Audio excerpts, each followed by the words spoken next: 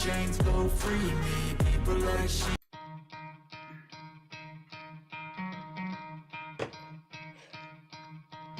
You could try to play, but you're never gonna beat me. Look the other way, what I'm doing ain't easy. Bloody hands stained from the people who deceive me. Muddy hands break through the chains, go free me. Looking for change, looking for pain. Pulling a mob, pushing a train. I'll never stop, stick to a lane. Pick up the pieces and go rearrange. I'll be the best above all the rest, put me to the test and expect nothing less. Your check as I'm chess, what's happening next? Yeah. He got the venom, a tangible weapon, no coming in second. This life is a lesson. He got a new engine from pain, that's a blessing. New focus, no guessing, just bold and obsession. All in his possession, you got their attention. I'll leave an impression and take your redemption. Just kill no discretion, your mind is a weapon. 11-11, it's time for progression. You could try to play, but you're never gonna beat me. Look the other way, what I'm doing ain't easy. Bloody hands stained from the people who deceive me. Muddy hands break through the chains, go free me. People like sheep move feet, hurt it easy. You don't wanna be fast asleep when they scheming. Better stand tall, ready for a fight, believe me. When they try the chains, you can say no, free me. So he's been looking for somebody who could save him, instead of searching inside for what they gave him. A strong will, strong mind causes mayhem. We could change the world, change times, rearrange them. Staying on pace, running the race. Life is a chase, I don't want a place. I wanna be first, work till it hurts. Dehydrated thirst till I'm in a hearse.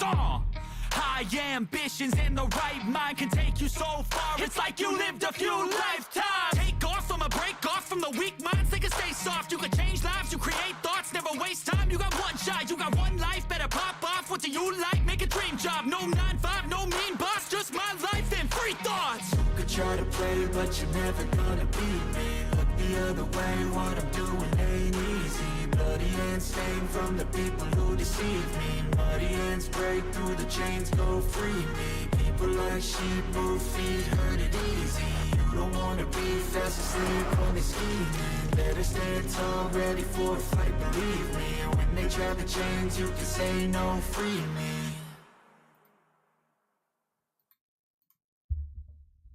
Hello. Hold on, I'm still inviting people in. I'm still doing the thing. How y'all doing tonight? Everything going good? I want to do a thing here.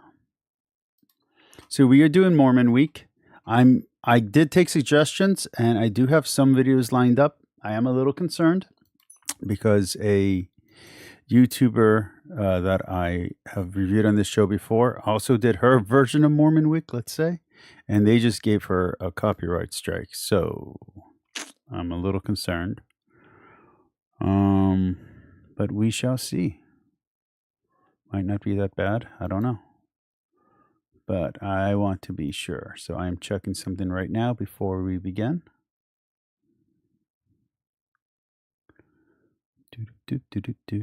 How y'all doing, man? Not much in the news when it comes to all this other stuff. Vigano's still the same. Biden's still the same. Trump's still the same. Arkham Asylum got canceled. That's kind of a bummer. Snapper Wolf may or may not be a jerk about this last big incident. You know, basic stuff. All right. Well, let's go ahead and start this. And then when I find the thing, I'll put up the next post. 7 about the stick of Joseph really speaking of the Book of Mormon? Or is it, as the critics say, just another sad attempt to legitimize a false book of scripture? I'll let you be the judge on this episode of The Stick of Joseph. Oh, I hate music. Of people who have faith in God, make covenants with God, and are looking forward to the coming of the Messiah. And so when President Nelson talks about the gathering of Israel, as he does a lot, all that means is that we are looking for people who have faith in God, who want to make covenants with God, and are looking forward to the second coming of the Messiah. Let me go back. Okay, so I hope that kind of clears up any confusion of Israel. Your eyes kind of glaze over. It seems kind of go when you the get that together. In this episode, now if your eyes kind of confusing. So who Israel is, what the tribes of Israel are, and what it means to gather Israel. So simply, the most common definition for the Hebrew word Israel is he who wrestles with God. Now, the first time this shows up in the Old Testament is in a story where a guy named Jacob has a divine experience where he either literally or something figuratively wrestled with God. And guess what? God pinned him. No surprise there. And then he was given the name Israel. Now, Jacob, or Israel, had 12 sons. And you might remember these 12 sons from a story in the Old Testament that's very popular, and it's where they take their younger brother, Joseph, put him in a hole, sell him into slavery in Egypt, and then tell their father that he died. Well, later on, after they find out that he's still alive and they are reconciled to him, Jacob, or Israel, he calls his 12 sons in and gives each one of them a blessing. In that blessing, he gives them responsibilities as well as their descendants' responsibilities, and he prophesies of their lives as well as the lives. And you might remember these 12 sons from a story in the Old Testament that's very popular, and it's where they take their younger brother, Joseph, put him in a hole, sell him into slavery in Egypt, and then tell their father that he died. Well, later on, after they find out that he's still alive and they are reconciled to him, Jacob, or Israel, he calls his 12 sons in and gives each one of them a blessing. In that blessing, he gives them responsibilities as well as their descendants' responsibilities, and he prophesies of their lives as well as the lives of their descendants. Now, Joseph, who is kind of the favorite, and that's why the brothers sold him into Egypt, because they were jealous of him. Joseph has 2 sons, and Jacob actually blesses those 2 sons as well. Their names are Ephraim and Manasseh. Now, you've probably heard those. They're not tribes in and of themselves, like in the 12 tribes, but they fall into the house of Ezekiel to tell the bones that they shall live. And so Ezekiel tells the dry bones that they shall live, and all of a sudden the bones start. Dan, come on. And archaeological evidences and context, that you understand that the unique use of the word stick to denote a collection of writing is actually warranted. So in order to answer this critique properly, we have to understand the surrounding history and context. So first, let's start with who is Ezekiel. This is one of my favorite parts of this whole story and prophecy, is that Ezekiel is actually a new name, which the name is... I'm going to be really blunt. I was going to finish the Book of Mormon this week. I was going to do 2 hours a day on it, and I didn't start. I was supposed to start yesterday. I didn't do it. Then I was like, oh, I can do it today, and I didn't do it. And this is not giving me any... And then he is given the throne. Okay, now Zedekiah, Next. Hyundai Santa Fe.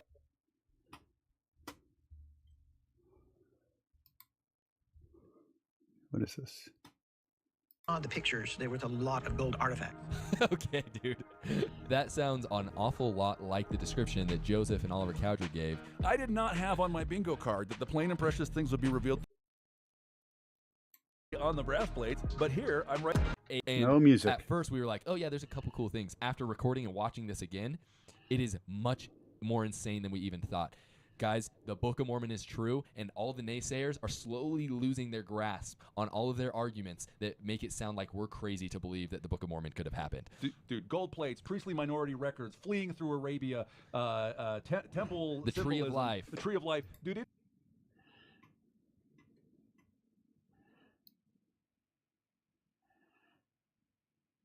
What do I want to do here? Do I want like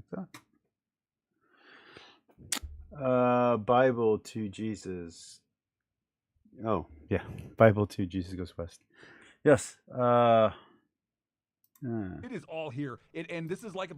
So at least the first guy was born, so I skipped him. At least these guys are more exciting. But they just said everything that history holds as true is false, and everything that history throws as false is true. So we'll see how this goes. This is like a bunch of Gentiles who are like, oh, we found this in construction sites in Saudi Arabia. This is going to blow your minds. So is this parody or is this real? Well, are these people for real? Share this with... Dan, you're going to have to debunk your own religion. So many people. Guys, we need to share this. This is insane. This video that we're watching is on a channel called Shabbat Night Live. I think it's a Jewish channel. It has about 9,000 views. So nobody knows about this. And this is the first time that this stuff is being shared publicly as far as we understand. So this has to be shared in all of our circles. Send it to your family group messages, your friend group messages. Have their minds blown. Second thing, we're going to be referencing a lot this book that is going to be coming out May 1st that Dave wrote called In the Language of Adam. It takes the the Book of Mormon and shows the temple language and liturgy that is shared throughout. And everything we're about to watch, we might have to. We're not going to rewrite the book because it's done, but there's going to have to be a second book that includes some of the findings that are in here because it's insane. It is insane. It is. You could not have asked for. Yes, it is insane. Like a more on-the-nose corroboration to have come out right before this book comes out that says, why, yes, indeed, priests writing about temple things on gold plates, this, in fact, is a thing that happened. And they left Jerusalem. Even if that was true, that would not prove anything.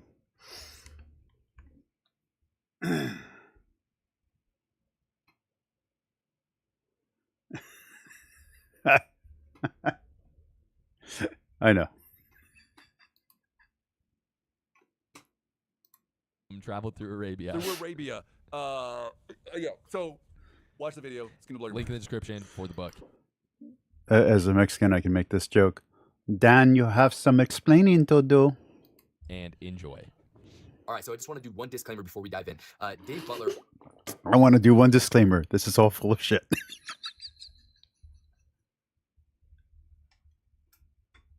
We've had him on a couple times. I highly recommend you go back and listen to his stuff. You don't have to necessarily do it before this video, but after this video, if you haven't, I highly recommend it. He talks a lot about the temple imagery from King Solomon's temple found throughout the Book of Mormon. So you're going to hear us talk about those sort of things, and I hope you don't get kind of lost in the sauce because it takes some time to learn it. But to break it down simply, I love it. They're using a temple that didn't actually exist as proof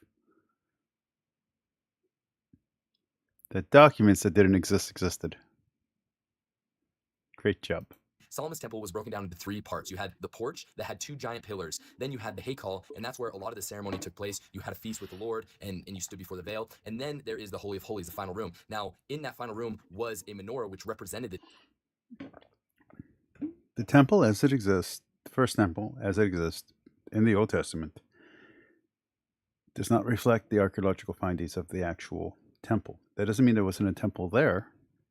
But the temple that's actually there is not as grand or has as much gold or anything else as the temple in the book. The book is using propaganda. It's using hyperbole. It's really stretching out how big this thing could have been. In real life, the Israelites were minor players at best.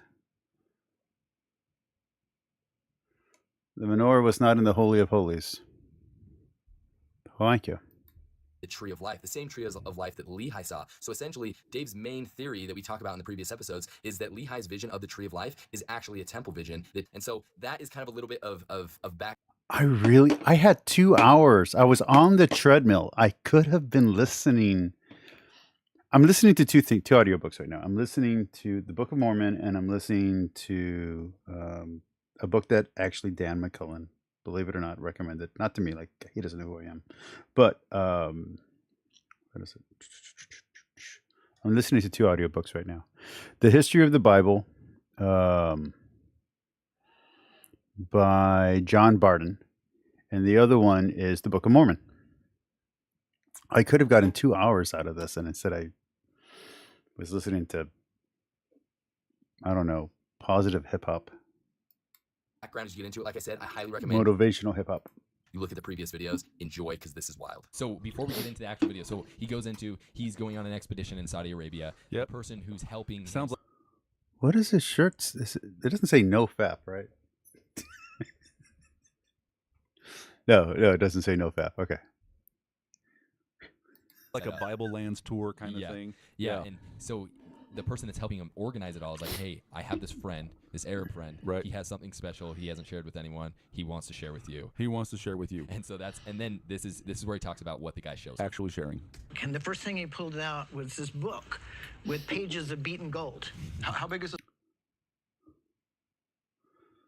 That looks like a video from the 90s or the 80s. This book? About the size of my 2 hands here. Okay, so 5 inches tall. Look about the size. So the thing that's cool is like I think a lot of times we do a really bad job at showing what the golden plates actually look like. We think of them as like these solid gold plates, and we use the word plates, right? Right. But the way it's described by Joseph Smith is a gold leaf book. He could actually bend it, and you could hear the plates rustle as he bent them. Interesting. So this idea of beaten gold Right. fits perfectly. Right. Yeah, I love it. Crazy. About this size, a little bit narrower. It was a little bit wider too, so it was about the size. It was of both wider and narrower. holding pages. I think these Right. guys are not archaeologists. And holding a gold book in your hand is exciting enough, but that's not the thing that really excited me. It was right there. You can see on the book a signet circle, and I'll give you a better look at it. A signet circle with the Yod He Vav He. So I think that's a seal at the end of the book is what that is. Okay, so right there, he's showing the seal. I'm going to go back to it. And it has these writings. What does Yod He Vav mean? For those who Yeah, don't Yod understand. He Vav He. Those are the names of 4 letters, and they're written there on the screen as YHVH. That's an English transliteration. That is the name Jehovah, or pronounced Yahweh, or rather than I don't like them using the word Jehovah, and it would be kind of odd on a Jewish show for them to be using the name of God. say it, you'll hear like observant Jews, for example, will sometimes say something like the Hashem. name or Hashem, or they'll write G-D, Okay. right, rather than write God. That is the name of Yahweh, Israel's God, who we, along with, for example, the John the Evangelist, understand to be Jesus. Jesus. Okay, Yeah. cool. Interesting. And then it also has these olive branches on it as well, above and below, it looks like. Yeah, we're gonna see, Hayden, And they have a 12 lot leaves on of them. tree We're and gonna see a branch lot of tree and branch motifs stuff. in this program. Okay, which is Yeah. interesting because of the book that we have. Here, show this. I don't know enough about Mormonism to critique this. I mean, assuming the archaeology is legit, which it looks like it is, congratulations, you prove Judaism had records and books in gold. Doesn't prove anything about Mormonism. Cool. Let's just do this real quick. This is we're going to talk more about this, but Dave's book that's coming out in the language of Adam that we're publishing with them, it has a lot of this stuff in there. Yeah, this video. I mean, we've barely started it, but like there is an element of it that's like, holy cow, the Book of Mormon sounds more plausible every day. Like on multiple counts, it lines up with the Book of Mormon. Yeah. But also, it lines up with the Book of Mormon as we have been describing and discussing it on the Stick of Joseph. Yes. It lines up with the Book of Mormon as being a priestly book obsessed with the tree of life, which is the menorah, right? And the repeated branch motif is one of the things we're going to see. Okay, sweet. Let's keep watching. A signet circle with the Yod He Vav He in it. The tree of life is not the menorah. Rowing is Damn boring it. and hard. Commercial. but it's a- Commercial.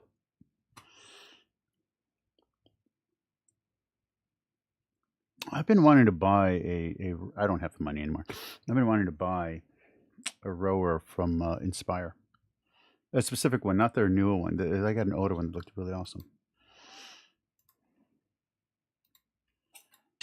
That caught my attention right away. You had in the ancient letters, you have the Yod He Vav He. This is obviously a Hebrew artifact that has been discovered in Arabia. So these are Cool. the archives from the archives of the Beni Quareza, and they are I have Hebrew. no idea the validity of anything that he's saying, but everything that he's saying sounds plausible so far.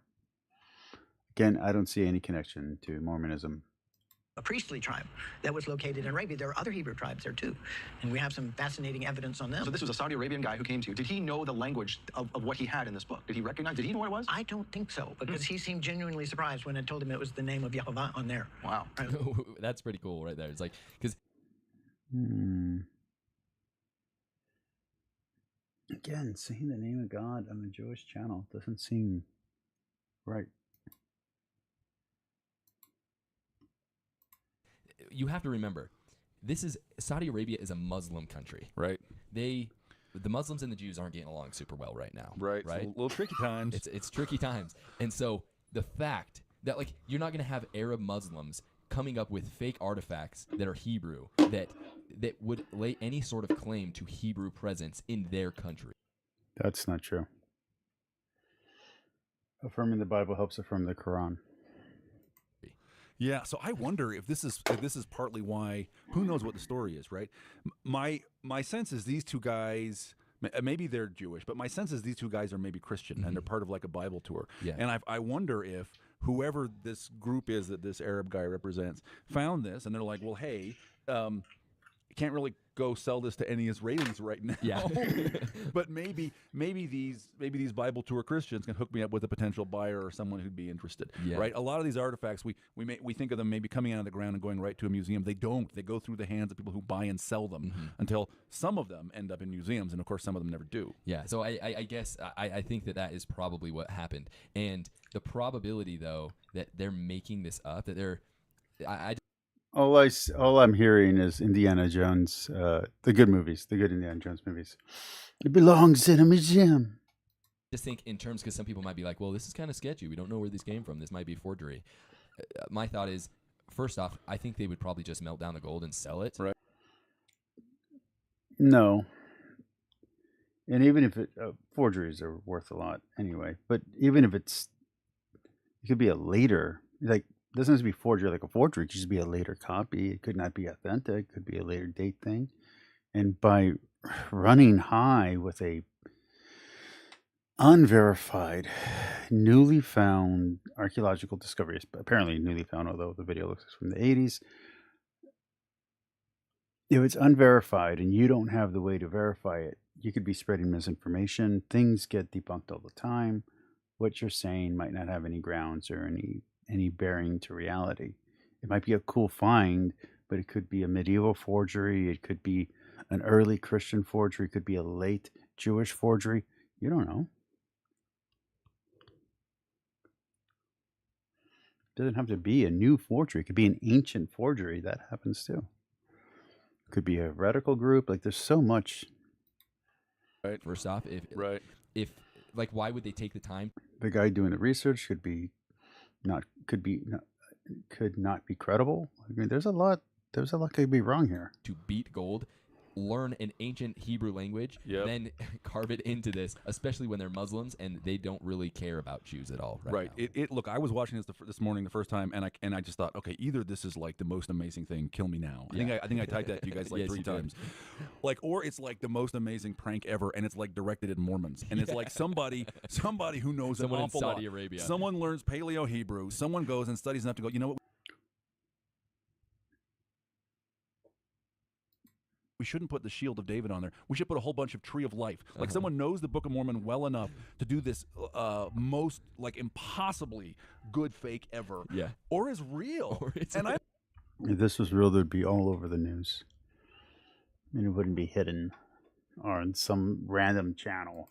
I'm pretty sure it's real. I think so too. Well, let's keep watching. On the front. So I don't think they would have been able to translate it. This would take an expert or an institute full of experts. Luckily, I have one, so they brought to the right people. So I think that's what Rhonda said. Hey, we got some ancient language guys here. Well, we got to see them. And there was also 6 other lead books, larger lead books with a number of pages in that same bag, Interesting. as well as a box. So We're in going the to show same you. way that the Nephites had some plates on brass and others on gold, this archive, which we're going to hear describe what the archive was. Like. Yeah, keep your pants on for that. That's very exciting. These guys also had some things that for some reason got onto gold plates and some things that were just written on a cheaper metal, in this case lead. Wow. Huh. And they probably didn't know they were all getting radioactive lead poisoning while They probably did not, yeah. They're probably stored in drinking water. Basically, there are 15 lead books when we got to the treasure trove. Now, the first question, of course, is, wow, okay, so how old is this thing? What do we have any estimation as to when this thing came from? Well, we do have some estimation. It's probably at least 2,000 years old. Wow. At least. Really? It could be older than that. But the information on it is definitely the story of the Israelites. You have something to say on that? Well, this puts us in the neighborhood of Lehi. At least 2,000 years old means Maybe like older. 0, the meridian of time, and maybe older than that. Okay. Gold plates, Arabia. This is Lehi's exit journey out of Jerusalem. Let's learn why these folks were in Arabia, shall we? As they came through, because it is a story basically in both pictures and prose. So, and we have managed to translate So enough they're of just it to checking tell back pictures what is and going on in prose. here. So now, Kind of gold, saying, one like, more what's being question, because I'm just said curious. there, Yeah, how do you so guess if these they're are truly like actually gold know? pages. Yeah, these guys can't read. I mean, how does that work? If there's several pages on top of each other and we know gold is soft, how does the inscription not get mashed? Well, it's embossed. It was embossed, and then you can see the bindings, like ring bindings. Okay. It's got ring binding there, gold. I give you the ark, the mountain of God. Anybody who can read Hebrew, what does it actually say? Let me know. That's curious. They don't even comment on this, but here come temple themes. And that's not going to disappear, or it'd be hard to stomp that out. But they took very good care of it. It's obviously in character. Precious. Yeah. So, and the hint that this might be Hebrew is in the next page, where there is some menorahs carved into it as well. Okay, before we get into this part, one thing I want to point out is that's another thing that people like point out. It's like, oh, he carved it in gold. How did they carve it in gold? So I'm pretty sure that right here, this is one example. And the thing that's interesting though, and I don't know how much I can share about this because this was something that was given to me in confidence, and so I can't give details. Interesting. Okay. But there is also another ancient book that has been found that contains hundreds of You guys never seen the Scorpion King? pages written on, or what would be English pages if it was translated English, hundreds of pages of writing on gold plates, gold leaf like this, on front and back, which is interesting. So this one is just on the front, so it's embossed on one side, but this other thing that I'm talking about, and I hope we'll get permission to do a video about this soon. Very cool. Very cool. Stay tuned. It has it on both sides of front and back of it. Holy cow, Hayden! We live in such interesting times. And I also, I think he's going to comment on it in a minute. But let's just notice that quote he just had up here talked about. It wasn't just the mountain of God and the ark, but also seeds, which you're going to remember are one of the obsessions of the Book of Mormon. It's part of the travel. We got seeds of every kind. We put seeds into the boat. But that's also a genealogical idea, because Jacob talks about sort of the impact on marriage laws of God's decisions around raising up seed and when it's expedient to raise up seed. Yeah. Okay. Just remember when he starts talking about seed. Okay, cool. Yeah. All right, into menorahs though. They shall landed seeds of strength. This So idea interesting. landed to go like Lehi all the way across the. The Tree of Life menorah thing is really unimpressive. Let's jump ahead. It's better outside. Oh, I'm gonna get so many.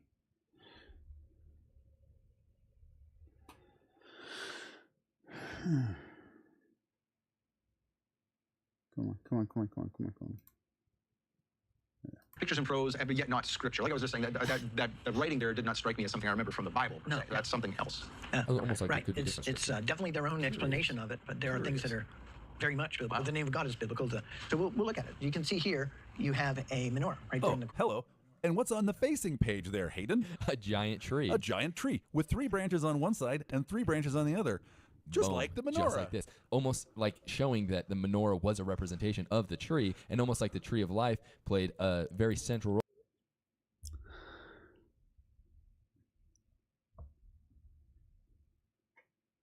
Now, okay.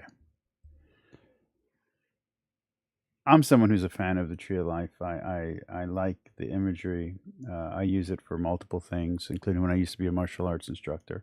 I have little necklace and pendants, about like 100, something like that, to give out to students. I think they're not protesting too much, but I think they're reading in way too far into this. Again, if this is even legit. Role of the temple worship, almost like Lehi was showing us a temple vision. BS. This is the most accurate, truthful religion in the world. If Mormons say this is proof of the golden tablets, why would a Mormon lie? Have you ever heard of a lying Mormon? I don't think so. They don't even drink alcohol. And in the Tree of Life vision. Absolutely. And indeed, that tree on the right, what is it between, Hayden? Is between, oh my gosh, is between 2 pillars. It is between 2 pillars. It is as if one is standing in front of the temple, looking into the temple, and the 2 pillars are Yakin and Boaz, and you can see the menorah, which is the tree of life in the depths. Wow. Okay, let's keep looking at it, because it looks like there's fruit too. There's fruit hanging from this Yeah, tree I think as well. later on this.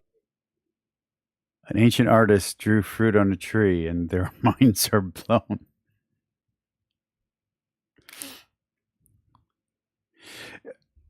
This reminds me, I'm not being funny here.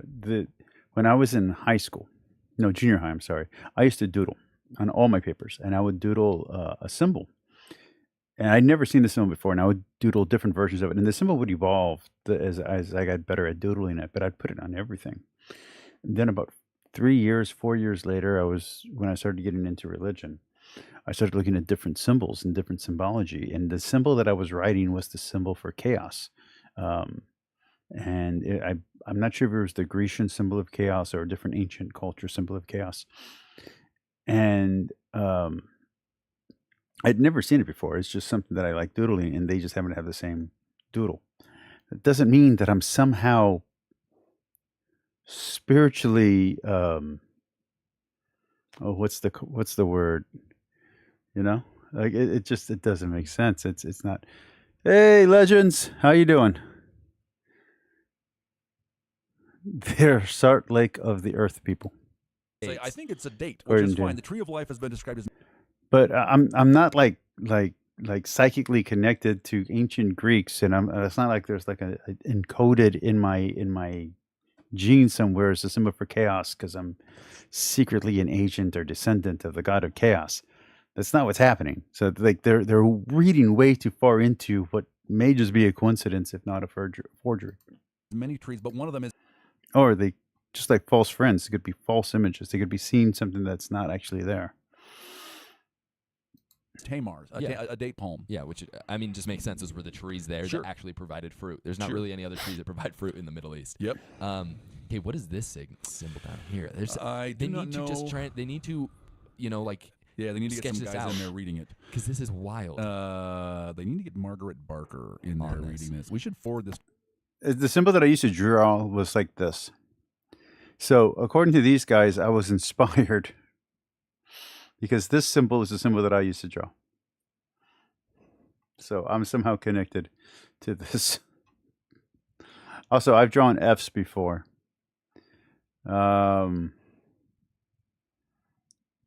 Let's see. I'm not really into drawing leaves. I'm going to forward this to Margaret today. She's gonna lose it. She is. I am losing it, Hayden. I know. I am losing it. Look, there's the menorah tree of life. Oh, here's like a priestly Jewish clan. Sometime about 2,000 years ago, went and buried this record in Arabia Yeah. on gold plates, in which we've already heard the menorah is all over it, and there is the tree of life. Yeah, and you can actually see though here too as well how small this book really is. Oh, This yeah. is a small one right here, Yeah. which is It's like one of those little Sefer Raziel charms where you. Again, how do you know that it's a tree of life?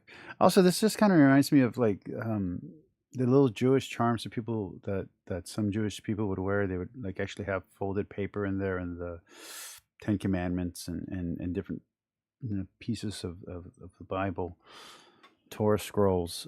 I don't think this is what these people are trying to stretch it out to be. There's a book called Sefer Raziel, which is supposed to like keep away evil spirits, and so they sell in Jerusalem. A friend of mine mailed me this copies that are like this big. Yeah, that's so. What he's talking about is what I think this might be.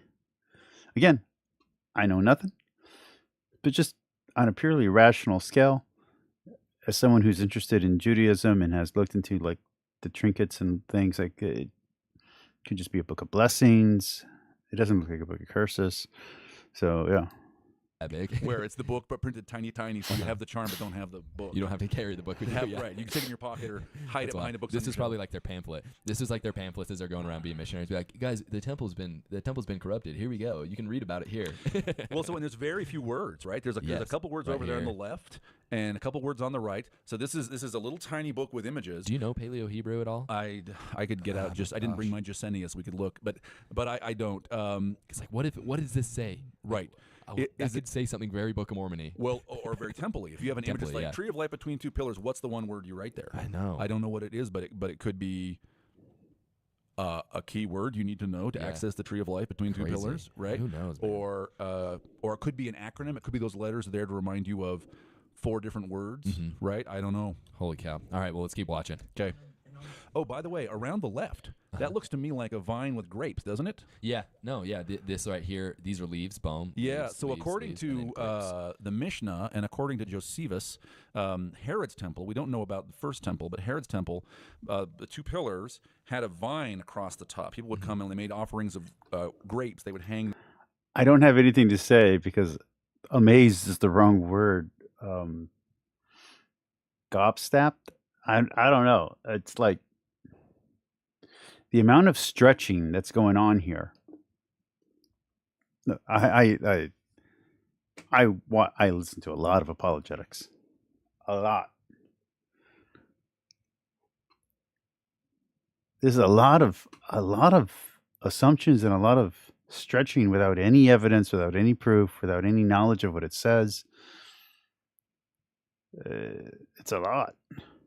Shroud of Turin, a lot. You know what I mean? Like you better hope that apparition of Mary is very true and that tortilla really is showing you what it's showing you, because that you're making a lot of claims here. the grapes on the vine. Yeah. So that, and also Isaiah 5, right? I'll sing a song, Asherah. I'll sing a song to my beloved. My beloved had a vineyard in a fruitful hill, right? So the vineyard, the place where you grow grapes, is a symbol of the temple. Also, this is like the temple-iest thing imaginable. Right here. Holy cow. Other than like having just a picture of the throne. Yeah. Have a picture of the temple and a palm tree, and the name of God is right there beside the trunk. And is that Paleo Hebrew that we're seeing there? Yes, that would definitely be Paleo Hebrew. And has anybody had time to try and figure out what that says? Or? Yeah, we've translated some of this enough to know what Who's we, the general Kimosabe? theme of Yeah, this is. please. So Link in you've got the some description. very My common translator, icons, one of Rufus. which the menorah you see all the time. The columns of the temple seem to represent the temple. The palm trees, and all around the edges you've got vines with grapes on them. And you've Why got the is there a sunburst. tree So in the they represent temple? the promised Yeah. land, Jim? as far as we can tell. There's the And backside. there are other things that are located there. You have a palm leaf on the other side. It looks to me like is it in best estimation to say that as a date palm? And I think so. So the palm leaf, remember? I don't know why this is making me think of David. Like if I was going to speculate, if I'm going to do random speculation like these guys are, I would think this is talking about the king of David or possibly another king of Israel, if anything. If, just because of the palm trees and all that kind of imagery, it makes me think of David entering the temple. That's what it makes me think of. These are what when Jesus comes into Jerusalem what they at lay down. tabernacles, right? And they're claiming him as the king, and they're waving palm leaves, and they're laying them down in front of him and the donkey he's riding on. Yeah. Right. So again, this is You get this- temple and Davidic king symbolism here. Yeah. Wow. So you've got that, and here you have from that. Remember, this is embossed on there. So you've got the front of the page and the back of the page. They emboss it from the back. You can see it on the front, but it'll last forever. It is not going to go away, and that was obviously the intent. And the fact that Kinda it's done in gold. Isn't it Jacob who says we know if we write on anything other than metal plates that it will decay and go decay. away? I can't remember what word. Yeah, he and uses. I think they also say that these plates will shine forever. Or they say something like not that. be they'll shine. diminished over time. Huh? It seems like a really good way to keep an ancient record, and maybe not something that Joseph Smith just made up. Maybe it wasn't crazy times back in 1829. Dude, this is so crazy. Yeah, we live in Means weird it's something times, Aiden. sacred to these people. Oh, we wrote on gold because it was so sacred. That's what they're writing on. This, you can see Okay, so he said right there. I'm just gonna rewind back because we. the intent. And the fact that it's done in gold means it's something sacred way. And that was obviously the intent. And the fact that it's done in gold means it's something sacred to these people. So yes, because he talked about the lead plates, right? He Yep. didn't talk about the sacredness on those. I was Yep. just like, it Those was are a normal just, record. administrative. But the record of more the kings. sacred parts, Yep. like maybe the small plates of Nephi, Huh. were written on gold. Huh? Oh. Dude. And Like dude, I said, I'm thinking. and the temple stuff too. The fact, because where do you find the majority of the temple in the Book of Mormon? Well, it's all over, but the small plates is super It's like dense. Yeah, right? And super so dense. maybe it's this thing where it's like, obviously, the ark was Yeah. made out of gold. The temple was Right. made out of gold. So when Right. you write about the, the temple, menorah is made out of gold. you write it in on gold. It's so interesting. This is why I was watching this, going like, man, if this is a prank, it's like the smartest prank ever, and it's like a prank designed to get specifically me. Yeah. Like I don't know who this is. Specific Props to weirdos, this guy. yeah. I don't think it can be a prank. There's No. too much of this is just exactly right. It's just and crazy. weird, exactly right in the way that your average like Mormon baiting evangelical whatever It's not going to understand. is not going to go because they've this never way. actually read the Book of Mormon. and they're not going to have exactly. Am I reading the Book of Mormon this week? I'd much rather read the other book, the book about the Bible, the one that's, actually scholarship. I'm going to read the Book of Mormon, ain't I? Darn it. If I'm drinking alcohol while reading the Book of Mormon, does it cancel it out? Oh gosh! All right, That's let's the continue. question. Right. Yeah. So that's what they're writing on. This, you can see the thumb of Patrick McGuire right there. Wow, you're a hand model, Patrick. How about Yeah, but here I am holding this gold. And I'm just trying to get the shadow just right so we could read it. Oh my God. But I'm holding it, and it didn't quite hit me when I was holding it little until rings in later. there. But Yeah. the fact that one, it's an antique. There are forgeries that are sold that make to look real because people are idiots and will spend a lot of money on it. This isn't just true for today. This is true in ancient times. In ancient times, there were ancient forgeries. I think this is too many mountains out of too little molehills. I'm not saying that it's not possible that this is something, but it's definitely not anything to do with Mormonism. Let's not even worry about that. But I don't want to take the actual plates too seriously because they look cool. but I don't know if they're legit. I mean, if you melt the gold down itself, it's not going to, whatever the price of a couple ounces of gold is. But what's put into this gold is priceless, and it certainly is telling a story. Subsequent corroboration by a Christian Bible group. Crazy, man. On a Jewish weekend TV show. Called Shabbat Night Live. I love it. Belonging to the Bene Quareza. Okay, and who are they? Well, they left the Promised Land, 2nd century, under Let's Roman go back. oppression. Who are they? By that's exact how you trail. win. Is by getting a 200-year subsequent corroboration by Gold plates found on the constructing these. Bountiful would be. But this, Hayden, is how young men in 1829 entertained themselves. Was constructing these is by getting a 200 weekend TV show. Well, they left the Promised Land, 2nd century, under Roman oppression, and people don't understand how bad. Okay, let's go back to this. Bene Quareza. Okay, and who are they? Well, they left the Promised Land, 2nd century, under Roman oppression, and people don't understand how bad Roman oppression was, because generally the Roman Church over. So he's saying that these plates contained things about this group of people. So This is whose record they are, and he says this is interesting. So he says, Now, let's not worry about their Mormon speculation for a second. So what was just referenced is very real. The dysphoria, the dispersal, whatever you want to call it, was very real, and Jewish people went everywhere, and everywhere they got rejected. So they just kept on getting pushed to different places until they either were wiped out, integrated into the population, or continued moving on. So this is a real thing that's being referenced here. Their twist on it, we'll see. the plates are probably 2,000 years old. Or older. Or maybe older. But that the Bene Quareza left Jerusalem about the 2nd century under Roman oppression. That has to be 2nd century AD. Yeah. Right? Because it's Romans come in at like it's 9 not Roman oppression. It's like Antiochus Epiphanes in 2nd hundred, right? Yeah.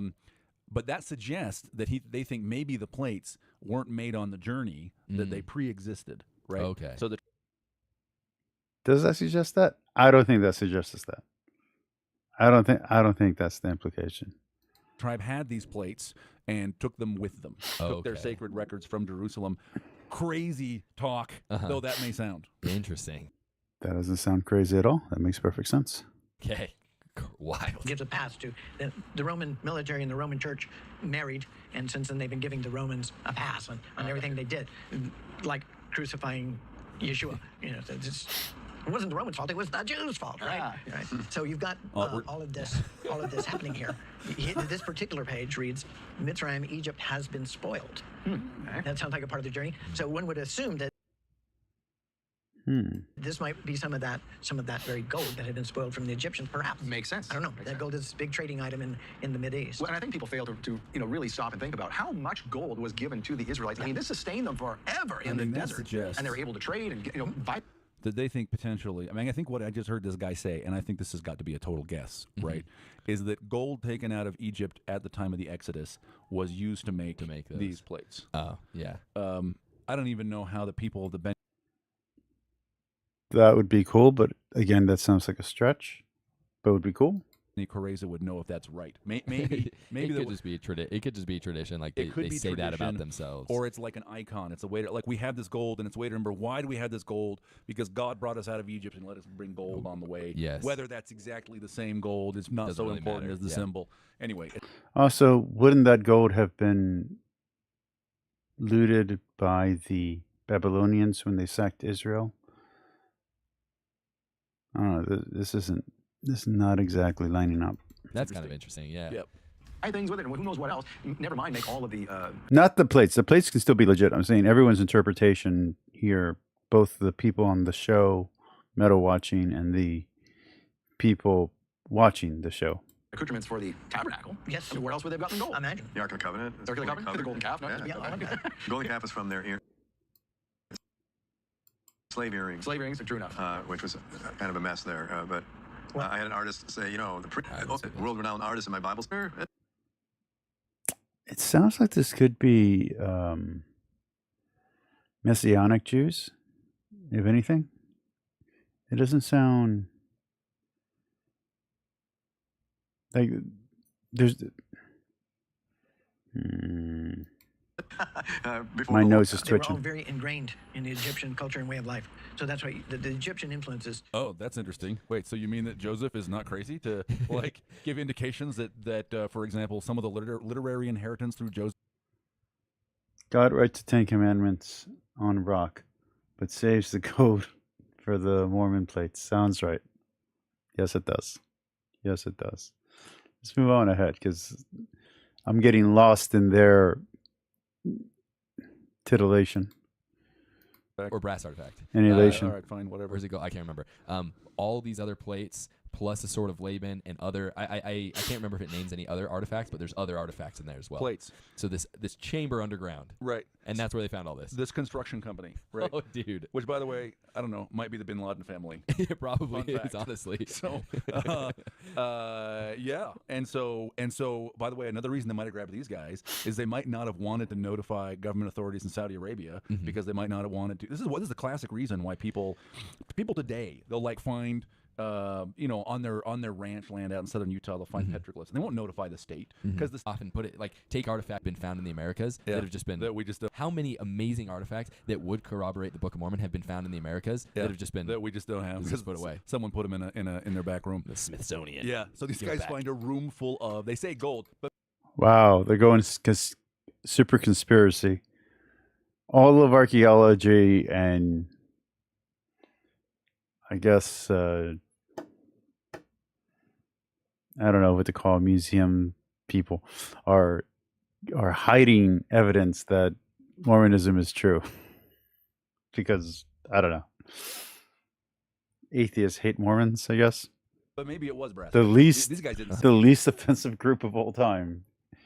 Yeah. see the room. Yeah, they just saw They got pictures shown of it. photos. Yeah, just tons of artifacts. But that's the point, though. Is there's a room full of plates and artifacts Yep. that is in the ground. Yep.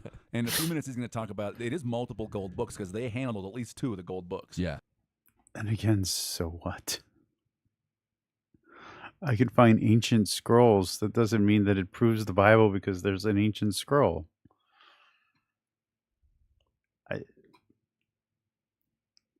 They're clearly they clearly have a bailiwick they're trying to hit. I get it. There's an axe they're trying to grind. They got told something, and they're trying to say, look, see this. But even if it is exactly what it says it is, it still doesn't prove Mormonism at all. It's at best a coincidence. At worst, it probably says something antithetical to Mormon belief. Yeah. Holy cow. In these archives. Like what happened with the writings that were translated, the papyrus that were translated, that was supposed to be the papyrus that Joseph Smith were looking at when they actually translated them. It didn't say what Joseph Smith said it said. It wasn't even close. So I wouldn't glam on to this so quickly because you can just make a fool out of yourselves. Saw the pictures of them. I must admit, I'm much more interested in the information. To me, that's what is precious. You know, the history. There's a gold lamp of some kind. But Yeah, than these artifacts of gold, although they're certainly important. And again, we don't know exactly where this was. Well, we're not disclosing Yeah. Okay. for the protection of the people involved. Sure. Yeah, because we hope to be able to get these things out. We'll have to work with the Saudi government and. Can you imagine just digging one day and finding this? That's Like Indiana apparently what Jones. happened. We got Dr. Jones here. Imagine being the Dr. guy on the Miles Jones. Bobcat. Yeah, that sounds like something of another Dr. Jones movie I've seen. You make $30,000 a year or something. I don't know. You're like some Filipino guest worker. And this guy's talking about, oh, we found all these plates with the menorah and the tree of life on them. What I'm interested in is the precious information. Yeah. Right? Yeah. That's exactly what 1 Nephi 11 says, is that the tree of life is precious above all. And 1 Nephi 13 says that the plain and precious things were taken out. contained in but They're reaching. they're going to come back. Oh, dude. Right? Oh my gosh. I did not have on my bingo card that the plain and precious things would be revealed through Shabbat this Night guy. Live. Right? And a Christian Bible Lands tour group. Like That's wild. this dude. is nuts. It This is crazy times. Holy cow. Holy cow. That's an amazing observation. It was real surreal. Yeah. Yeah, because they had we saw the actual seal of the Bene Quaresa, which is in this document, and this is here another gold book. Oh. And it's got Gold books are common, it is apparently. gold, but it's from a different source, and you can see on there it's got a different seal on it than the seal of the Bene Quaresa. Oh my gosh, but it still has these. Okay, so this is a symbol I keep seeing over and over again. Yeah, to me that looks like a star or something like a star. I've And I seen something like wonder- this before. If this is legit, I've seen this before. Because this is familiar to me. Like a golden book with the menorah on the front. With script all over it. So when we saw the asterisk at the bottom of the tree of life on the previous thing, you pointed out, and then we got distracted. My guess is that that's a star, right? Yeah.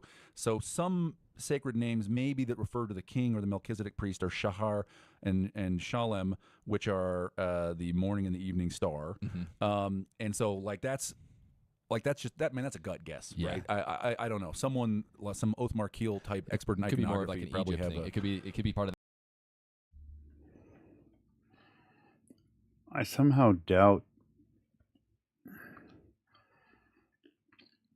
Jewish charms, even books like these, would be mentioning Melchizedek in that way.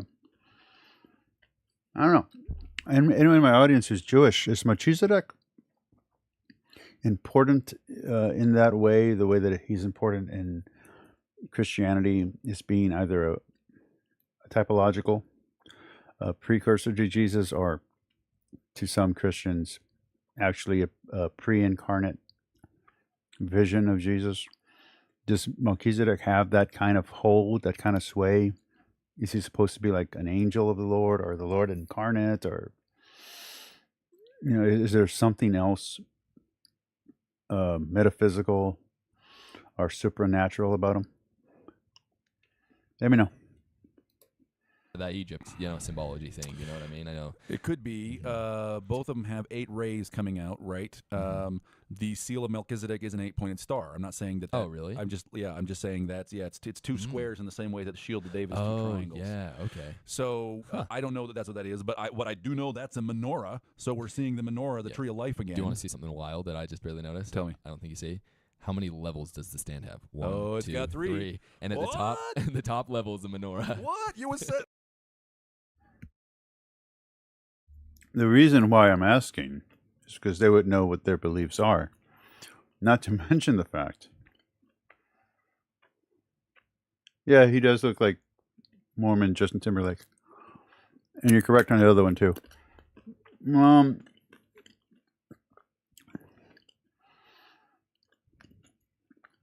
I'm glad that you agree, BS, that there is a univocal voice, and that the Christian interpretation and the interpretation of the Bible as presented by Jesus and Paul is the correct interpretation. Thank you, B.S. Lewis, for conforming that with that question. Oh my gosh. Right here on the front cover of this book is a pictorial instruction that says you ascend into the presence of the tree of life by going up 3 steps. Yeah. 3 levels. Dude, okay. So now listen to this. This is something that we got to talk about. Okay. Because the idea of these seals being on like the first page of the book or the last page as we would read it, because it's backwards, right? Don Bradley in his book The Lost 116 What a great Pages, book, which Don. is an insane book. He talks about how when they visited Charles Anthony in 1841, that they gave him. Okay, but if I want to be a crazy Christian, I can do the opposite of what you're. I mean, not the opposite. I can do the exact same thing that you're doing. The book, the Bible, Revelation says there will be 7 seals, and there will be seals on scrolls, and these scrolls. What if these are the 7 seals? What if this is the 7th seal? There's a seal on it, and it's in gold. What else would be holy but a golden seal? This book must be one of the 7 seals of Revelation. This is signs of the end times. There's no difference between what I just did and what you're doing. Like this seal. There was like this, they called it a seal, but it was this circle that had all of these symbols on it. And here's some of the descriptions of what that symbol looked like. So, for example, it says, in Anthon's later account, he described characters from Hebrew and Greek. On Martin's report, Anthon had said they were Egyptian, Chaldaic, Assyriac, and Arabic, right? So who knows, who's right on that. But it says this: the characters were arranged in perpendicular columns, and the whole ended in a rude delineation of a circle divided into various compartments decked with strange marks. So you have, first off, all of these letters are in rude columns, All of these characters are even in more columns. clearly in some of the previous sheets we saw. Right, Israel is the Israel is spoiled was straight up a column up the left side. Yes, and where is this?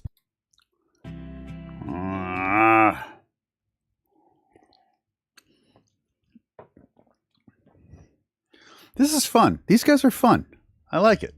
I mean, the first episode was boring, but this is better. This is good. It's not telling me anything about Mormonism, but it's complete insane, illogical nonsense. They're just grasping at connections and making them. They're making the first connection that comes to their mind. They're claiming that is true. Wild speculation. God is on his throne, and there are 24 thrones around him. Or you sit thrones. around You're sitting in one of the 24 thrones, right? Or 20 people, stand around the foundation stone, and there's some idea that you are enthroned, right? Oh, I got it though. That's awesome, the temple motif, but I think I got a little bit better. Okay, hit me up. Don't hit be me mad up. though. Okay, I won't be mad. Nephi talked about how he was shown many things. I can't be mad about Nephi. I always like Nephi. But that someone else's job was to tell those things. And he was talking about John. He was specifically talking about John. John is first Nephi 13 or 14. Yes. And so do I got to find the Pearl of Great Price in audiobook, or can I just do the Book of Mormon and never have to deal with this again? So those sacred except things, for on this Mormon channel, probably was reading those sacred things, right? Yeah. And so the fact that it shows up in Revelations, holy cow! The fact that it shows up in Revelations and it seems to correspond to this. First off, it's Revelation, not Revelations. Drop the S. Secondly, ha ha ha ha ha ha ha. That's what I just made that joking connection, and that's where they're going with. Super interesting. Super interesting. Unless there's a book in the Book of Mormon that is called Revelations. I don't think there is. Okay. Oh my gosh. I mean, it has to remain a guess, right? But boy, it's an interesting guess. I'm gonna have to take a nap after this. Yeah. Holy cow. Okay, so the seals though. Okay. He needs a blankie. That's the point of this. It's really interesting that all these books have seals on them, and that the Book of Mormon also had a seal on it. Huh. Weird. This is a YouTube video about sealed books. Yeah. No, it's another Hebrew tribe. They were I'm literally laughing at the conclusions that they're. That's great. There were many. I've studied the history of it. It wasn't There were just the many in Beni that time. Kareza. A different Hebrew tribe in Arabia Had this one. made that book. Okay. Yeah. This is apparently a thing that Hebrew tribes traveling in Arabia did. They write the sacred I don't get why that would be amazing. things with menorahs onto gold plates. And he even said earlier, he's like, well, this is characteristic of Jews in Arabia, unless you think people are going around making gold books everywhere in the ancient world. Like, well, maybe, bro. Crazy. The Beni Kareza actually brought agriculture, the use of agriculture into Arabia. Because they had all been herdsmen. They had not started agriculture, so they became very prosperous. And there were other tribes. I don't know if you know this, BS, but Mormons, they wore sandals, and Christ wore sandals. Therefore, the Book of Mormon is true. And I draw. Cave people drew. Therefore, I'm related to cave people. I'm a reincarnation of a cave person. And I'm going to ask you more about this, but we got to take a break. We'll come right back to this. All right. I love this. No, don't take a break. Just before the break, we were talking about Seal. What you see is a menorah there, right? But if you look closely down below what would be the candlesticks, there's a serpent on the base. Trodden under. Okay, this is also straight up in the language of Adam, where we talk about the Nehushtan, because Moses puts a seraph. Or it could just be referencing what's in the Bible. Snake, woman, head. His, hers, it doesn't matter right now at this point. You know. Also, the snake, and when everyone's sick and the snake heals people. This, you know, the serpent. There's different reasons. Snakes represent healing. You're drawing, you're leaping. You're making leaps. Leaps and bounds. On a pole, this appears as a King Hezekiah Christ. breaks it. It appears in Isaiah's vision to call him to the Nephites and to John in John chapter 3. So there's John again. Yeah. It is emphatically a symbol of Jesus. John has Jesus say to Nicodemus that. While I agree, Mr. Mormon, the Catholic is agreeing with you. To the Jewish people, it would not be a symbol of Jesus. So you got to remember which audience is doing the interpretation. If it's so, there's something that happens here, and it happens a lot in these discussions, and I'm guilty of it too. But I've seen the Dark Magisterium do this a lot. The Jewish people who became Christians were still Jewish, so it isn't. There's like this cultural bias thing where like, well, yeah, but that's what the Christian said. But the Christian understanding was a Jewish understanding. That the Christians are a Jewish sect; they're a Jewish group, so it is still a Jewish understanding.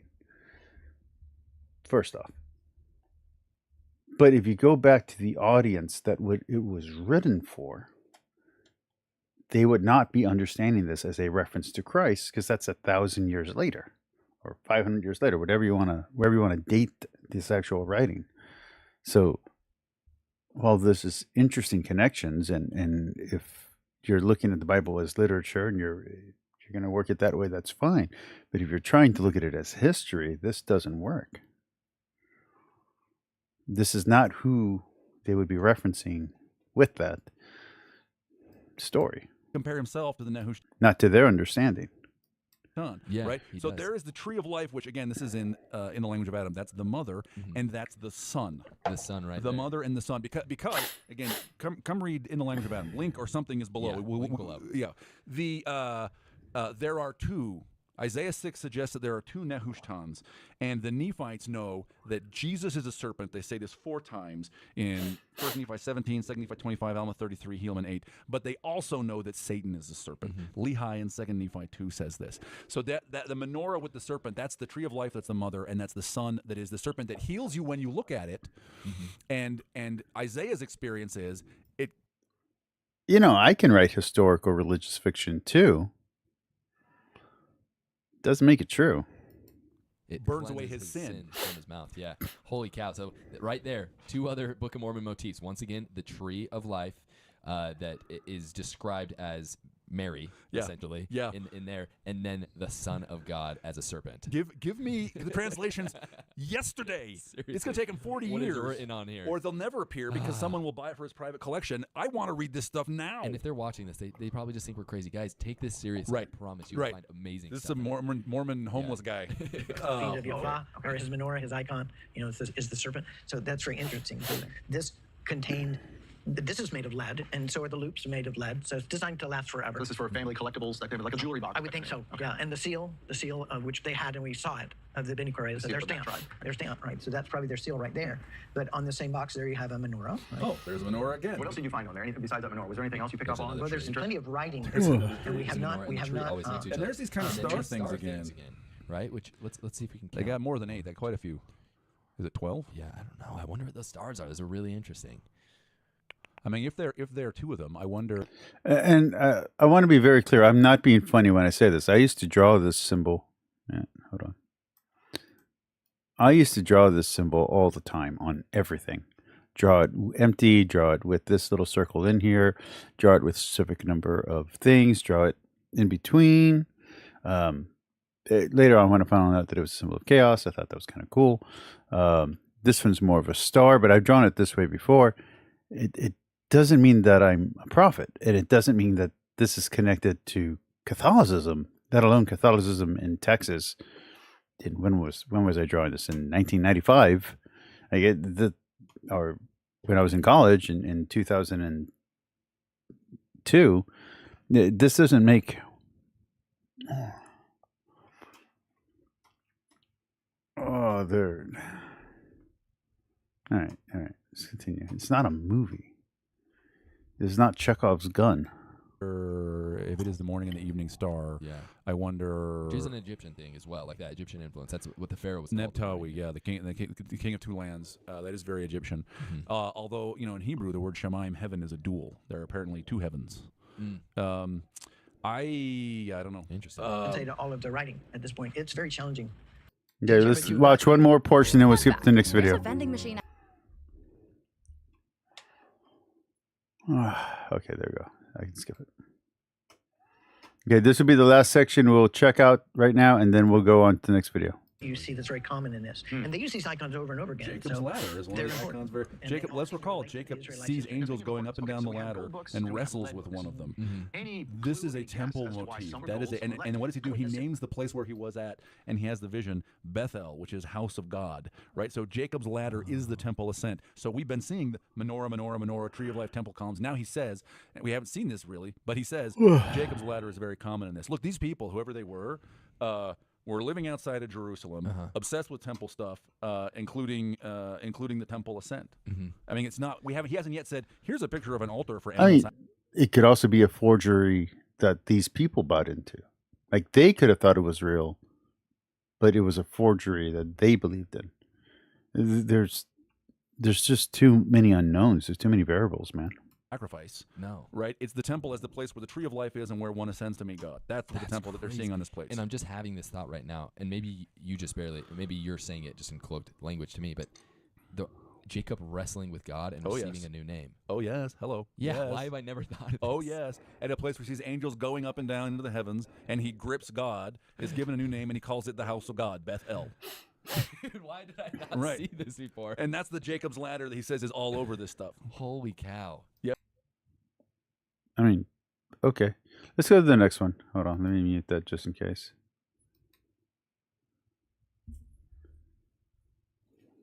These the same people or these different people? I don't know. Believe that Williams actually heard Joseph Smith say they landed 30 degrees latitude. 30 degrees latitude, South America, that's 30 degrees. Say they landed. A little bit of devil's advocate. I believe that Williams actually heard Joseph Smith say the church in 1970. And what happened to me, the approach is stay with the script. Go about in 5 or 6 different ways. But I think probably the best way to really approach it is stay with the scriptures. And what happened to me, I joined the church in 19... Dan, why aren't you debunking these? Come on. Come on. If you're going to go after the Catholic and Christian stuff and the Protestant stuff, go after this stuff too. Come on. This is low-hanging fruit. 1970. And through college, it was my senior year, and through college... Clean your own house before you go and try and clean someone else's. College, I was... I delved into antiques. I was selling antiques to help pay for my schooling. And I went to an auction. Okay, cool. Just 3 days after I got baptized. And a guy up there, he held up a box of books. And I'm at the back, and of course, I'm waiting for the furniture. I had no interest in the books, no interest in the kitchen stuff, the household goods. I want the furniture, because that's what I was after. Yeah. He holds up his box of books, and I got to tell you guys, I was at least 100 feet away. But my eyes just shot straight up, and I could see the back of the book. And it said Book of Mormon, and it was old. And right away, I got the whole box of books for 6 weeks. So I went up there, I pulled this book out, and I said, here, sell the box again. This is all I want. And that's my book. I don't know if you can see that. Okay? Okay, cool. All right. Now, what I had here... How old is that Book of Mormon? This one is 1888. My treasure in here, I would not realize for 18 years. 18 years will go by before I appreciate what I had, because new member of the church, I'm learning the gospel, I'm learning everything, how to be a priesthood holder, et cetera, et cetera, et cetera. And I'm not worried about archaeology. The church says it's in Central America, it's in Central America. It's in South America, it's in South. It was okay. It wasn't important. It was the spiritual. I converted the church spiritually. It had nothing to do with archaeology, and I have to make that very plain to people. Yeah. Total spiritual conversion. I had a terrific witness in the testimony I received. I wish I could take it and give it to all my kids, because it was powerful. But that's another story. But the point is, this book was the key to what I'm doing today. That's my whole point. Now, let me tell you the story. 1879, the Book of Mormon, for the first time, the brethren and the prophet decide it has to have references in the book. 1879, it's the first time. Prior to that, no references. All the references come out in 1879. And you're talking about like footnotes, right? Like footnotes, yeah, right on the actual page, footnotes. Yeah, footnotes. And when it talks about the land of liberty, it'll look at the bottom, it says North America. New Jerusalem's going to be built in the land of promise, North America. Or it'll say United States. And this goes on. But now, to be fair, it also mentions a couple things about where did Lehi land? He landed in South America. Okay? What's happening at this time, the early brethren, they're looking at Now, Joseph has told them a lot of things, and they understand it, and they're all one hill guys, by the way. That's very important. I'm a one hill guy. Yeah. Okay?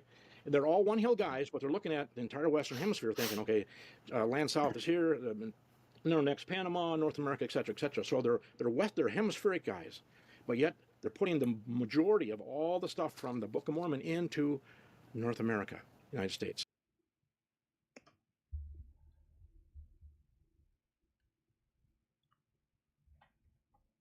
Okay, so I'm gonna give two. There's a really cool story that Bart Ehrman likes to tell about a movie, where it takes place in the South, but it's Jesus' story, and it's during the Reconstruction, or maybe during Jim Crow, but it's all the same, but they go to different locations. It's superimposed, but they're using the real names in the real towns. So he's going to Bethlehem, but it's Bethlehem, wherever there's a town here named Bethlehem, all that kind of stuff, right? Okay. That's one.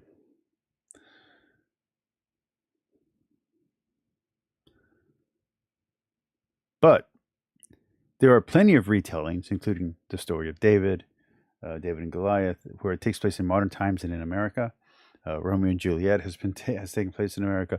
You can, the Romeo and Juliet movie is perfect, where they say swords, but then they show the gun. You know what I mean? Like, this has been done. So this might not be the when you think it is.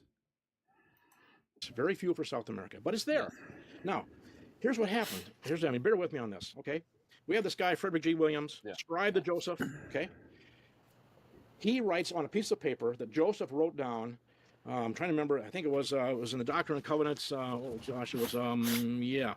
Section 7, 1829. Joseph had wrote this out on a piece of paper, and Williams turned this paper over on the backside, and he wrote down this thing about Lehi's landing on 30 degrees latitude. Okay, 30 degrees latitude, and because they're looking at a Western Hemisphere model, they went straight to the south and found the 30-degree latitude, which is in Panama. Excuse me, in Chile. And then, of course, above that is the other place they put in for the other landings, etc.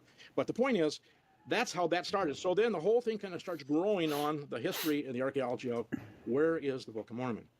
They're still one hill guys. Very important. Yeah. What do you mean when you say one hill guys? For people who aren't familiar with this argument. Well, okay, one hill guys believe everything happened in New York, Palmyra, the whole battle. Not just the plates being discovered, but the battle took place there.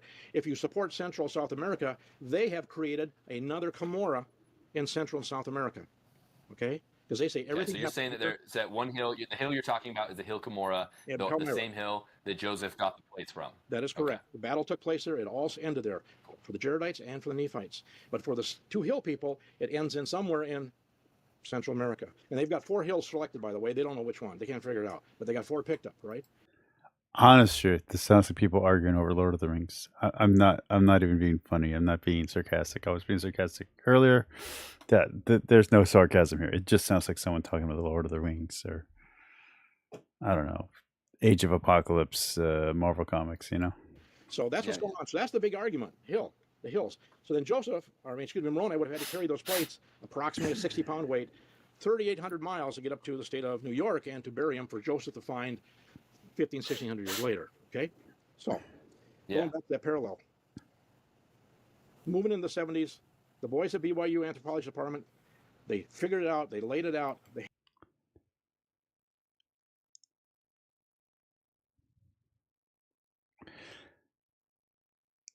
How credible is the BYU Archaeology Department? Anybody?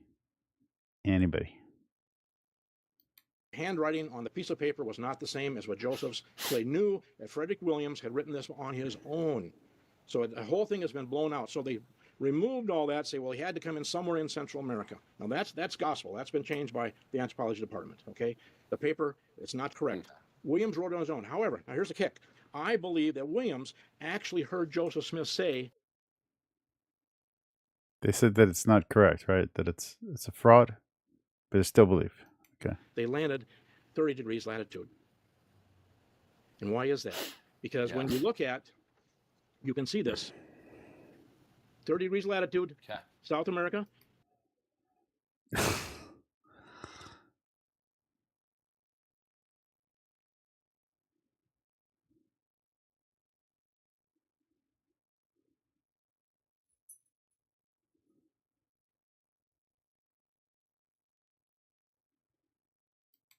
See North America? That's 30 degrees north latitude.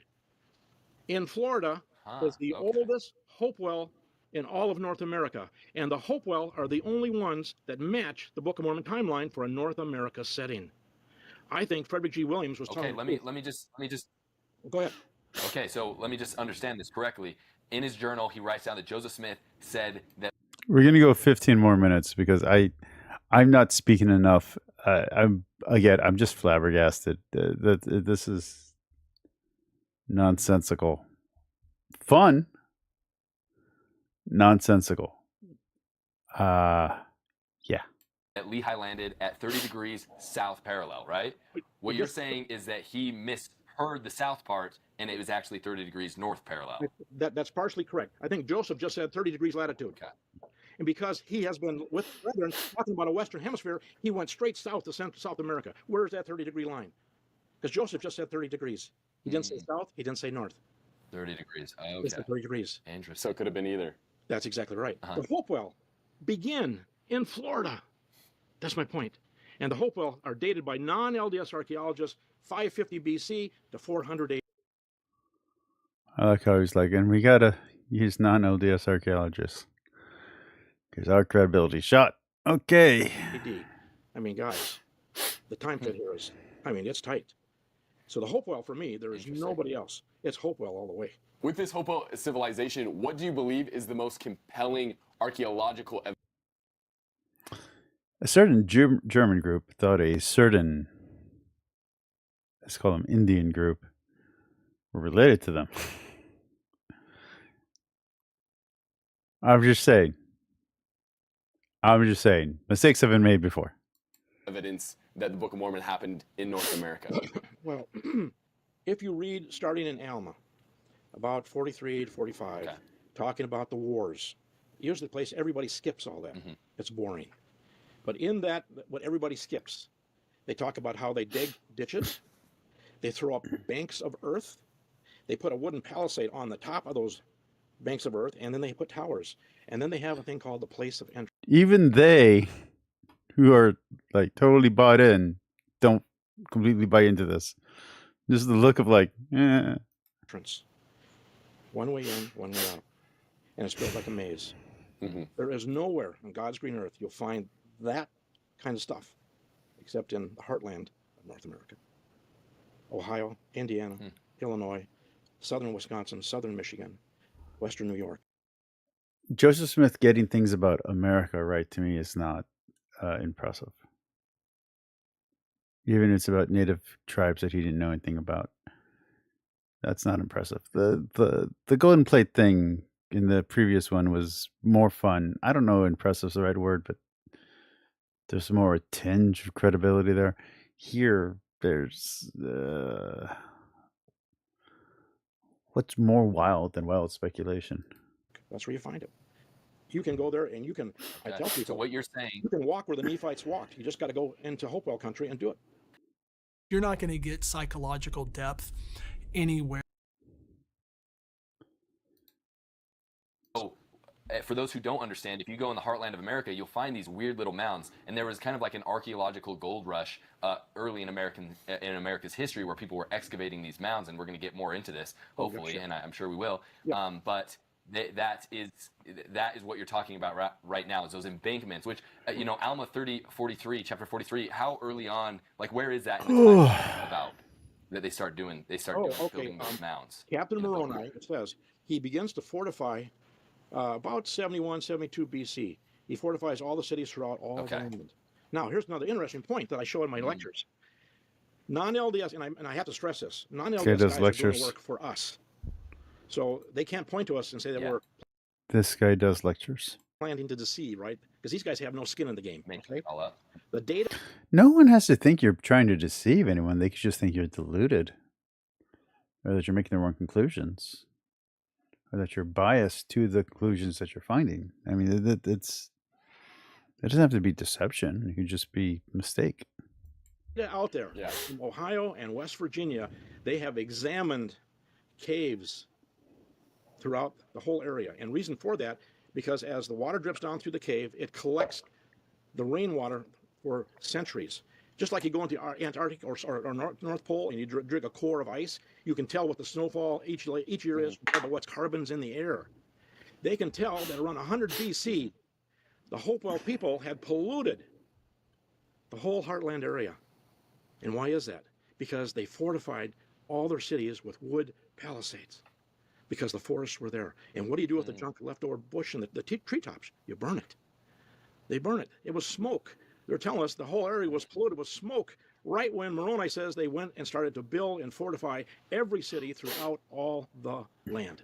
The scientists are backing us up for smoke pollution in the heartland of America. I think it's awesome. Have there been any of the wooden palisades? Have they been found intact, or have all of them been lost? Okay, that's the majority are lost, but there are some they have found. And here's another kick, and this will touch into our chair today. Everything here is so interrelated, guys. Okay, yeah. Archaeologists go down and they leave what's called a post mold. Normally it's just a stain, a round stain, totally gone. But once in a while, they'll find one that went down by fire. And because it's been burned around, the wood now has been protected. And they can get a date on that. And the dates are... This sounds a lot like the sulfur pustules that people find around the Jordan, and they try to claim that as the actual Sodom and Gomorrah.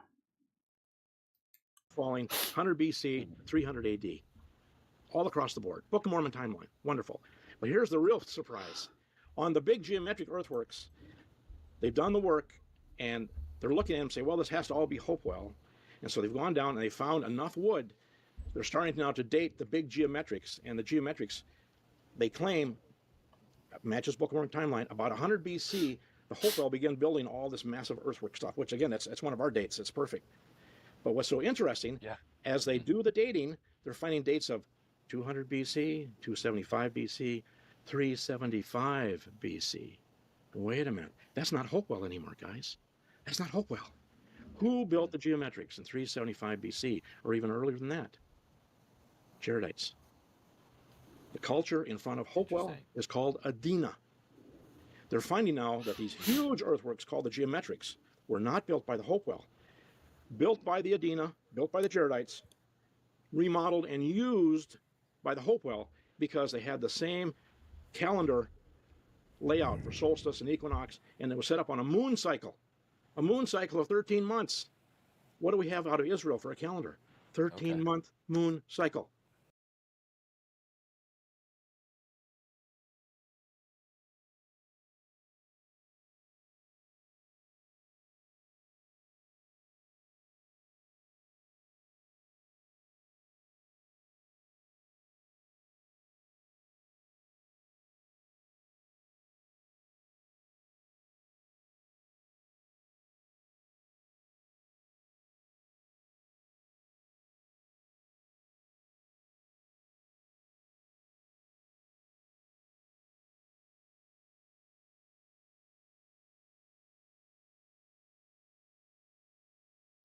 These are all on moon cycle, lunar.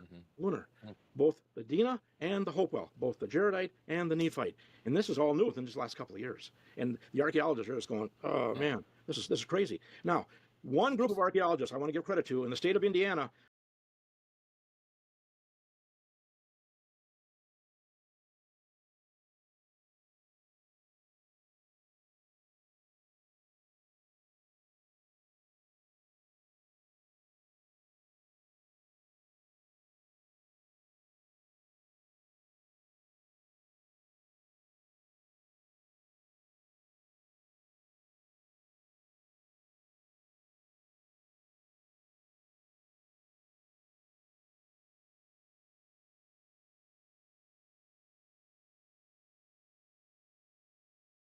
they're the only ones that have picked up on this, and they're the only ones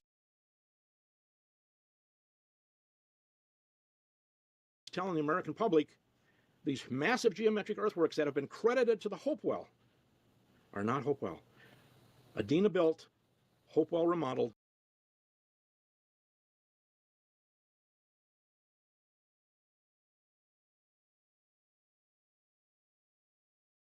Hopewell used. Nobody else in the heartland of America is talking about they're all holding on to that Hopewell. They don't want to let that paradigm go. They're just holding on to it. and it's wrong. But that's okay. They'll get there eventually. They'll get there. But the guys in Indiana, they're breaking the mold, and they're doing a great job. Great job. Some of these earthworks, the geometric earthworks you're talking about, one of them that's kind of famous because it was in a Netflix series by Graham Hancock called Ancient Apocalypse. It's the Serpent Mound, correct? Yeah, and we've correct. talked a little bit about this on the phone. Tell us a little bit about the Serpent Mound. Does that fall under that same like Adena culture, Jaredite culture, and then was later adopted by the Hope?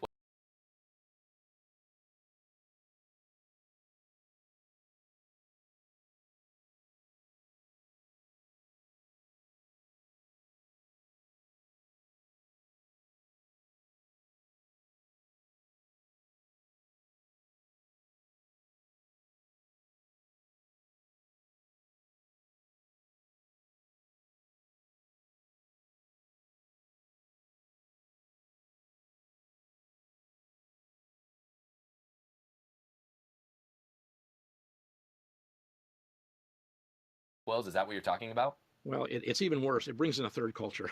Let me tell you what's happening. All right. Uh-huh. The early boys, they hit it right on the nail. They had it right. They claimed it was Adena. Well, that's our Jaredite timeline. Then along comes today, and I don't know if I should say his name. I'm just going to say the head archaeologist for the state of Ohio. He goes up and he cuts a trench through the Serpent Mound. And oddly enough, which we wouldn't find out until later, he hit a gopher hut. Now, gophers are known to pull stuff in from all over. They're like a pack rat, if you will. Well, he took the organic material from that and dated it. It came out to 1200 AD.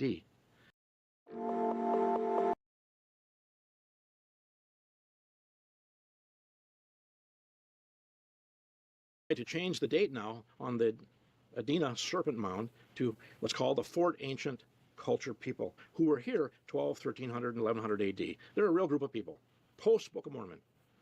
He puts it now in that timeline. And then we had a guy come behind him, another archaeologist,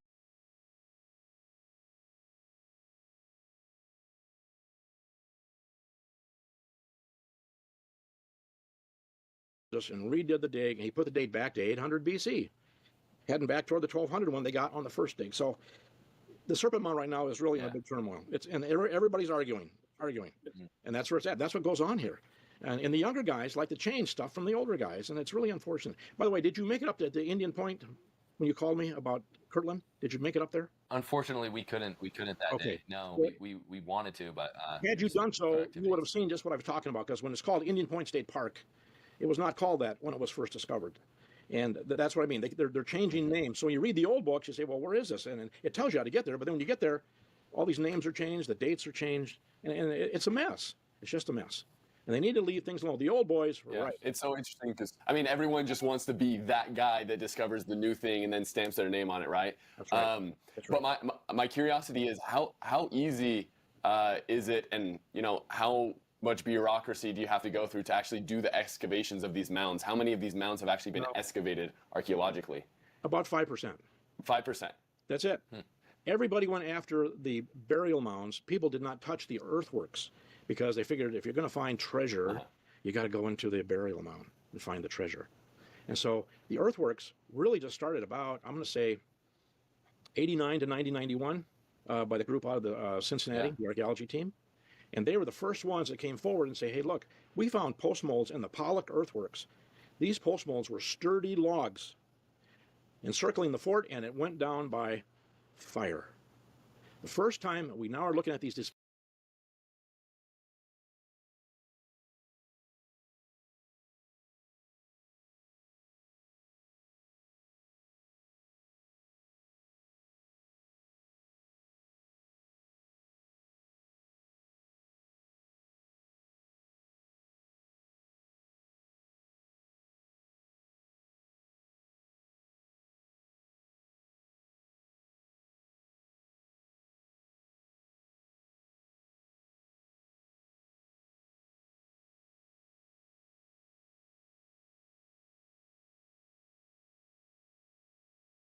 as these earthworks as maybe they're defensive and not ceremonial. All the earthworks in Ohio have been declared ceremonial. When you go up to the hilltop and you're up there and you're looking down at a 600-foot climb at a 45-degree angle, Are you telling me this isn't a fort? I mean, come on, guys. And you got the brakes for the towers, the things 3 miles around. I mean, it's crazy. They're not ceremonial. They're forts from the Book of Mormon. The early guys said they were forts. The Indians told them they were ancient forts from the people that we don't know who they are. And then we come along in the 60s and 70s and say, these are all ceremonial earthworks, and because of NAGPRA, we're going to let the Native Americans have all these, and they can go there and do their ceremonies. You know what? When you've got Native Americans, and nothing against Native Americans, but when they claim an earthwork in Ohio as being part of their culture, they are partially correct, but they don't know how they're correct because they don't know the story of the Book of Mormon, that you have two groups of people fused into one, you see? But they're claiming it's just them, it's been them only, all the way back since the beginning of time. And that's where the rub comes in. So it's a big argument. Yeah, and it's so funny to me that there's such like a visceral reaction from those on the anti-Book of Mormon, anti-LDS side, saying that there's all these things that we haven't discovered archaeologically, either in North America or South America. But if you look at the tiny percentage of the sites and the things that have actually been properly excavated, is next to none. And so there's still so much work to do. So I want to ask a little bit more. I want to dig in. Let's dig in first to the Hope Wells. I want to kind of get the Hope Well, because that's the first part in the Book of Mormon, even though the Jaredites.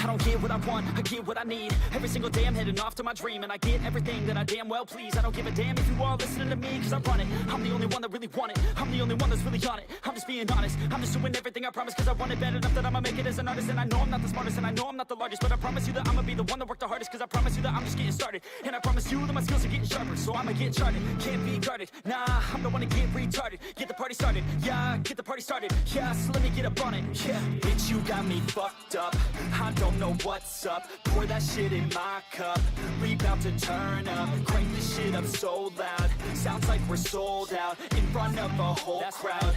We lose control now, y'all take this shit too personally. Everybody got a different version of me, everybody gotta be learning from me. Everybody wanna be working with me, and I feel like there's uncertainty and urgency to find out what you wanna be. But honestly, we change our minds constantly, so stop and breathe and find out who you wanna be.